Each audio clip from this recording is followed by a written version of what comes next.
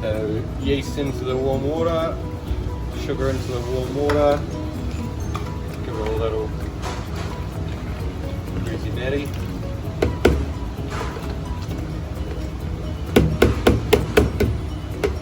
Salt in the flour, and that can just go straight in the bowl.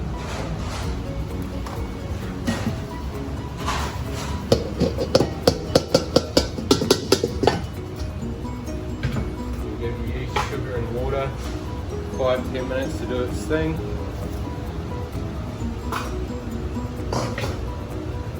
And then once that's added, the water mix is added and mixing, then yeah, slowly add your oil.